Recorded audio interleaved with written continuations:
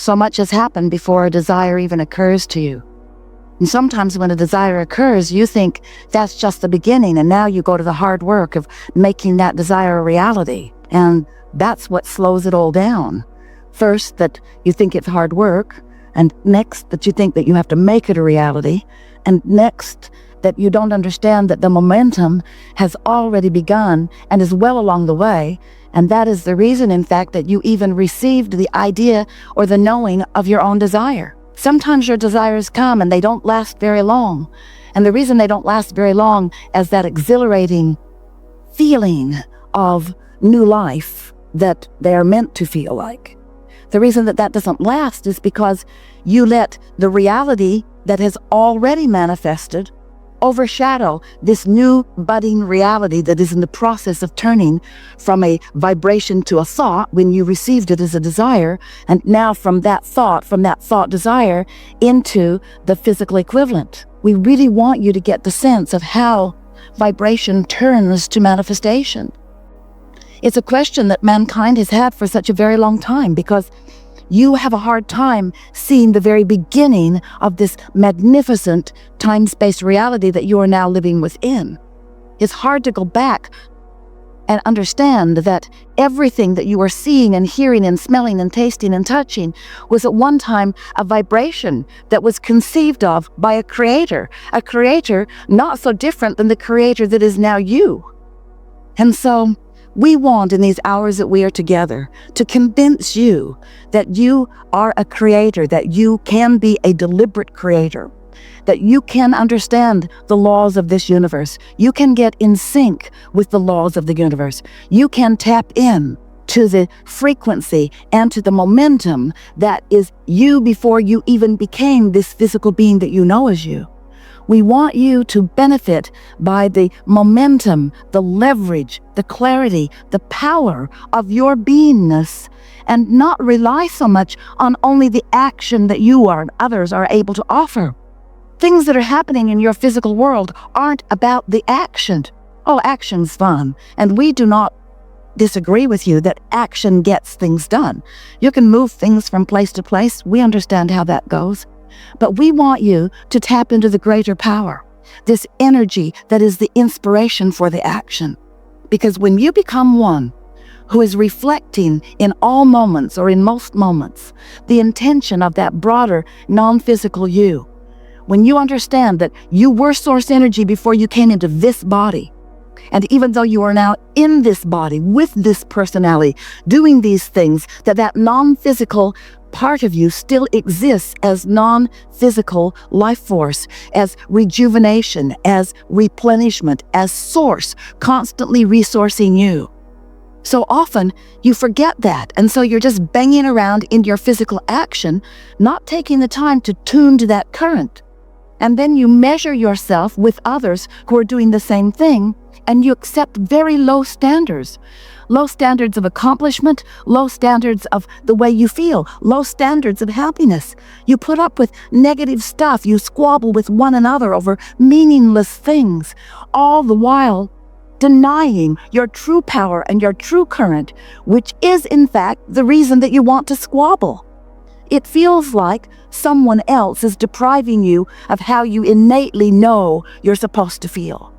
And when you're not feeling the way you are supposed to feel, which is joyful and eager and passionate, when you are not feeling the clarity and the knowing and the love and the life force that is really you, we get how you might want to point at your mother and say, you should have kind of maybe done something different, like maybe hung around with me and paved my trail for the whole rest of my life experience.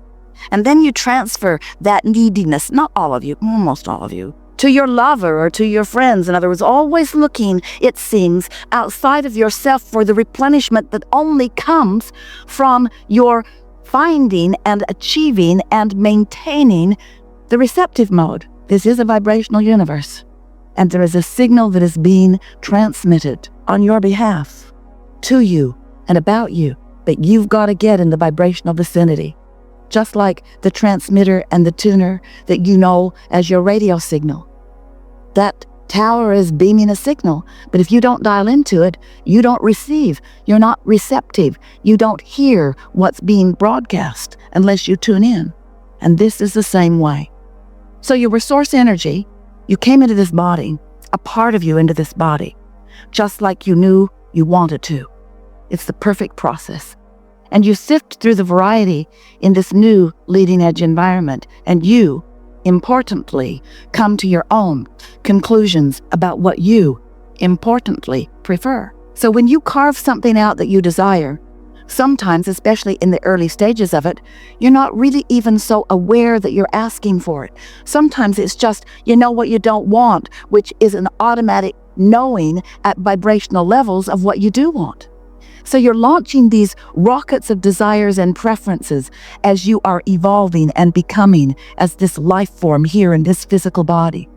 And that emanation of those preferences is all marked by you. It has your vibrational DNA, so to speak, on it.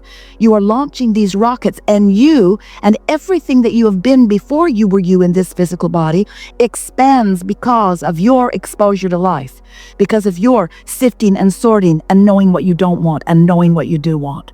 So you're becoming and becoming, but we want to say to you, you've got to know who we mean by you when we say you or your. You, the larger part of you, is becoming because of what you, the physical part of you, is exploring.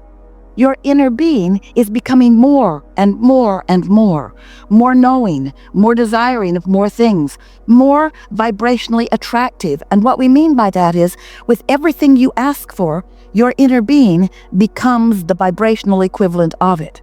If you don't have enough money, and you're asking, whether you're using words or not, you are, for more, your inner being, that source part of you that was before you were you and is even while you are you, becomes more prosperous as a result of your asking.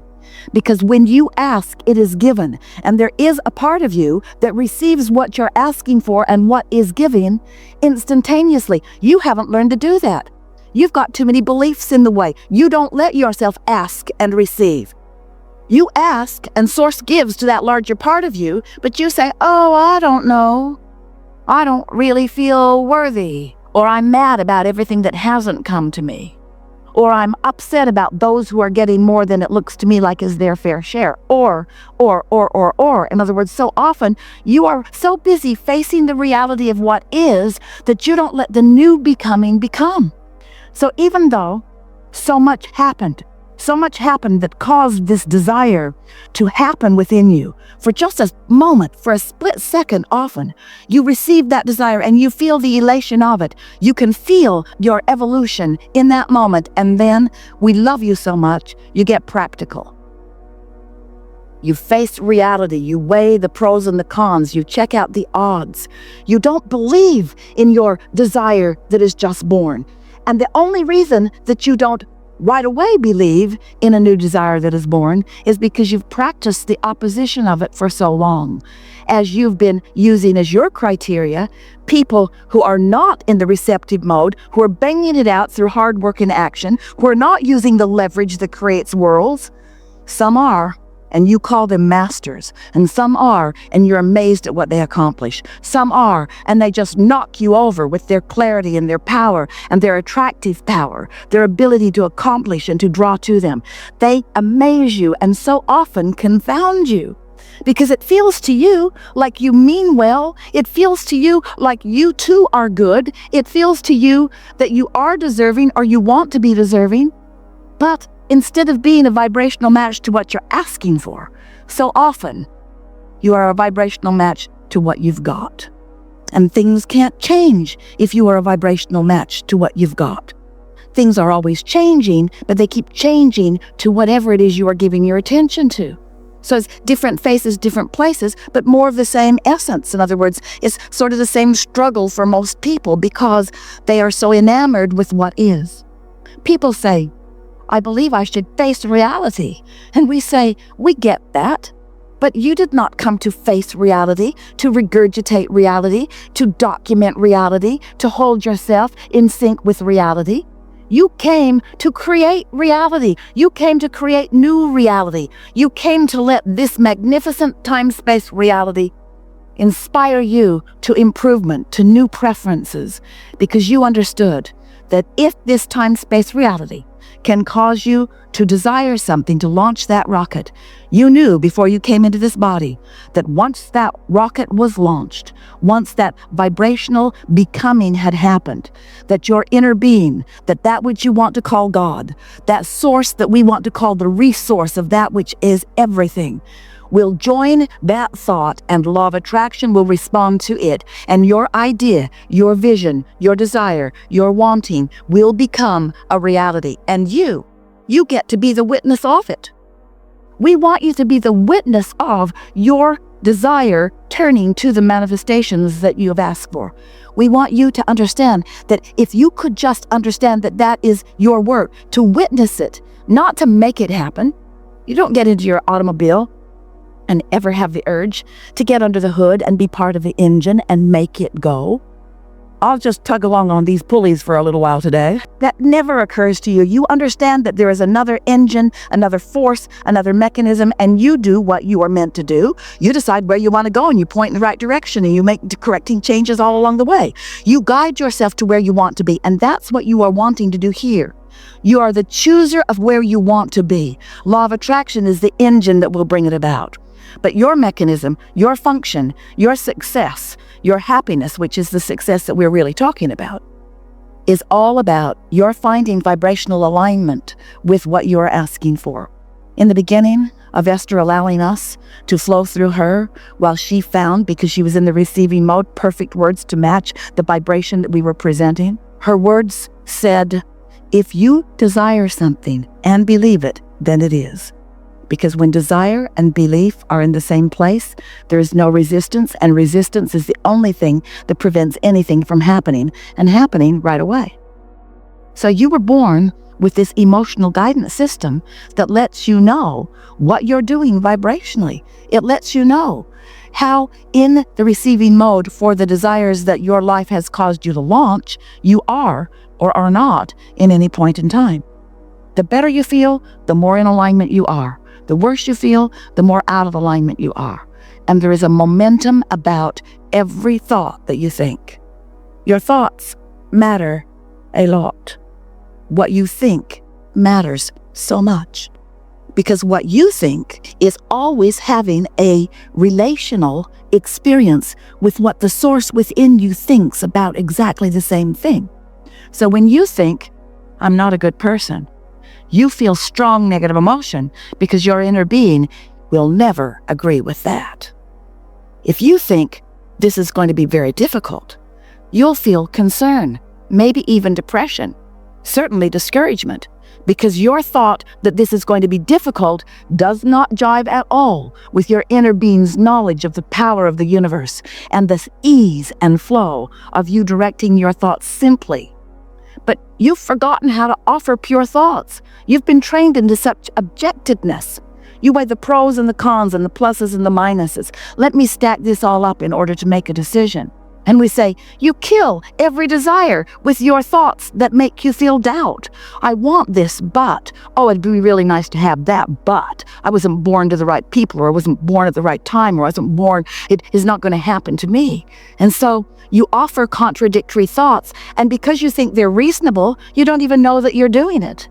But when you start living life vibrationally, when you start living life emotionally, when you accept the emotions that you feel as your guidance system, then you come to understand that everything that you are thinking has a vibrational offering, and every vibrational offering has a relationship with what source within you knows about the same thing. So the better you feel, the less gap you have, which means the less resistance you have, which means the more power you are allowing to flow, which means the more attraction power that you have, which means the more cooperative components are coming to you, which means you are not in that moment of joy or clarity or fun or laughter or eagerness or passion. You are not offering a resistant vibration, and you don't have to keep that up very long in terms of your time before those thoughts have turned to things. And that's the part that we want to remind you. That's the part that so often you've forgotten. When you are thinking thoughts from the receptive mode, those thoughts are turning not only quickly, but to wonderful things.